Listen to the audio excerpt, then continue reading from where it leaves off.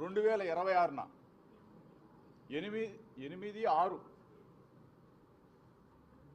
8వ తారీఖు 6వ నెల 2026న డైవర్షన్ పిటిషన్ అంటే విడాకుల కోసం ఆయన 6వ నెల దయచేసి మీడియా మిత్రులు దీన్ని గమనించమని చెప్పేసి రాష్ట్ర ప్రజలకి అందరూ కూడా తెలియజెప్పమని చెప్పేసి మాత్రం భావిస్తాం కోరుతాం. 6వ నెల 8వ తారీఖున డైవర్షన్ పిటిషన్ రాజీవ్ ఫైల్ చేయడం జరిగింది. దీనికి సంబంధించి ఇది ఈ దరిమిల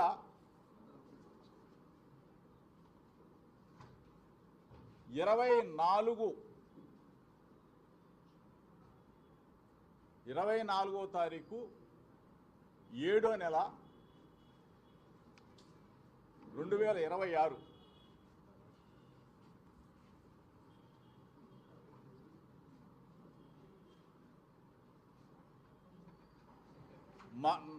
మా కుటుంబం మీద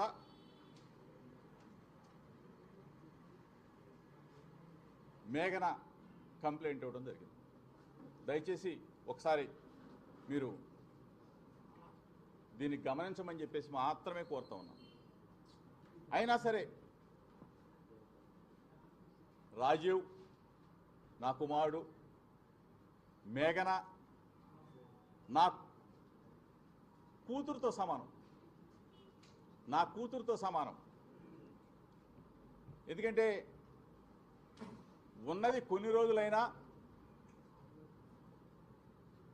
కన్న కూతురు కన్నా మిన్నగానే చూసుకున్నాం. ఎక్కడా ఏ పొరపచ్చాలు మా మధ్య అయితే ఎక్కడా లేవు. రాజీవ్ మేఘన మధ్య ఉన్న విభేదాలు అవ్వచ్చు, పొరపచ్చాలు అవ్వచ్చు, మాట తేడా అవ్వచ్చు, వాళ్ళ మధ్య ఉంటే ఉండవచ్చు. మేము మా కుటుంబం చక్కగా గౌరవించడం, చక్కగా సొంత కూతురులాగా నేను కానీ నా భార్య చూసుకున్నాం. ఈ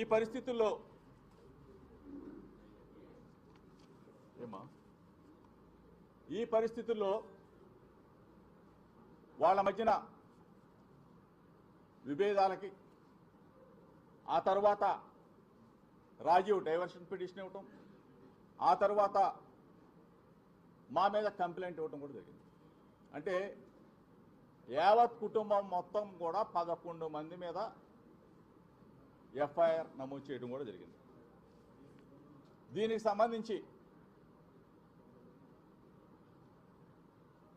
పచ్చని కుటుంబం, మంచి కుటుంబం, ఒక పొరపచ్చం.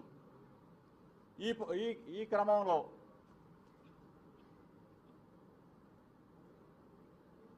కొంతమంది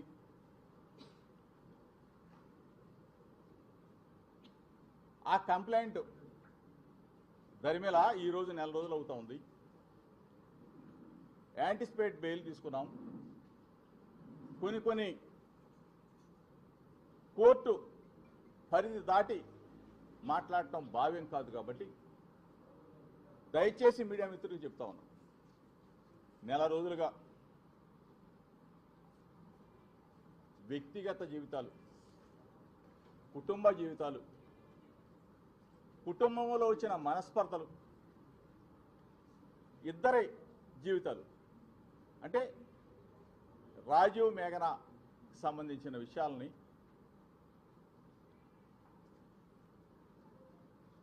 ఎంత అడ్డగోలుగా, మనసుని క్షోభ కలిగించే విధంగా, మానసికంగా చంపేసే విధంగా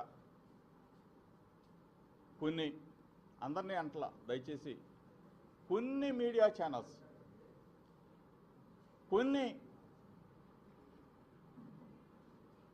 పనిగట్టుకొని యూట్యూబ్ ఛానల్స్ నెల రోజుల పాటు మా కుటుంబం మీద వ్యాపారం చేసుకున్న కొంతమందిని అడుగుతా ఉన్నా, ఇది మీకు భావ్యమా అని అడుగుతా ఉన్నా, మీకు పిల్లలు లేరా అని అడుగుతా ఉన్నా, మీరు పెళ్ళిళ్ళు చేయలేదా అని అడుగుతా ఉన్నా. మా మీద కేసు పెట్టిన మేఘనమ్మకు కూడా తెలుసు, ఆమె మనస్సాక్షికి కూడా తెలుసు. తండ్రిలాగా ఏ విధంగా చూసుకున్నానో, తల్లిలాగా నా భార్య ఏ విధంగా లాలనగా చూసుకుందో, నా కూతురికి గోరుముద్దలు పెట్టినట్టు ఏ విధంగా గోరుముద్దలు తినిపించిందో ఆమె మనస్సాక్షి కూడా తెలుసు. అయినా సరే ఎఫ్ఐఆర్కి సంబంధించిన మీరందరూ కూడా చూస్తుంటారు. అసలు ఆ ఎఫ్ఐఆర్కి సంబంధించిన కంటెంట్ను ఒకసారి మీరు కూడా చూస్తే,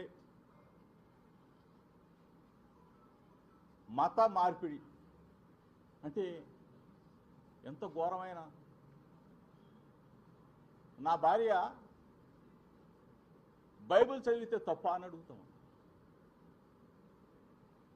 యేసుక్రీస్తు బోధనలు వింటే తప్ప అని అడుగుతా ఉన్నాం. మేము తిరుమల వెంకన్న దగ్గరికి వెళ్తాం, శ్రీశైలం మల్లన్న దగ్గరికి వెళ్తాం, అమ్మ కనకదుర్గమ్మ దగ్గరికి వెళ్తాం, కాశీ విశ్వనాథన్ దగ్గరికి వెళ్తాం, యోగా హోమాలు చేస్తాం.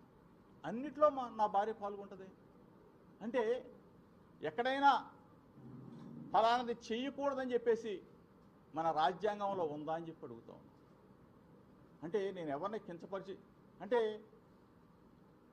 ఒక మాట ఆ పాప చెప్తే దానిని చిలవలు పలవలుగా ఫేక్ వీడియోలు, ఫేక్ ఆడియోలు ఏఐ ద్వారా సృష్టించి ఈ విధంగా చేయటం మీకు న్యాయమా అని అడుగుతా ఉన్నా. మానసిక క్షోభ గురి చేసి వ్యాపారం చేసి ఆ వ్యాపారంతో అన్నం తినటం మీకు ధర్మమా అని అడుగుతా ఉన్నా. దయచేసి అసలైన వాళ్ళని అడుగుతా ఉన్నా. ఐటీడీపీ ఇన్ఫర్మేషన్ టీడీపీ ఏమయ్యా ఇన్ఫర్మేషన్? ఐటీడీపీ అంటే తెలుగుదేశం పార్టీకి సంబంధించిన వెబ్సైట్. దానికి సంబంధించిన జాతీయ అధ్యక్షుడు చంద్రబాబు నాయుడు గారిని అడుగుతా ఉన్నా. దానికి సంబంధించిన వర్కింగ్ ప్రెసిడెంట్ నారా లోకేష్ని అడుగుతా ఉన్నా. ఏమయ్యా మీకు న్యాయమేనా? మీకు ధర్మమేనా?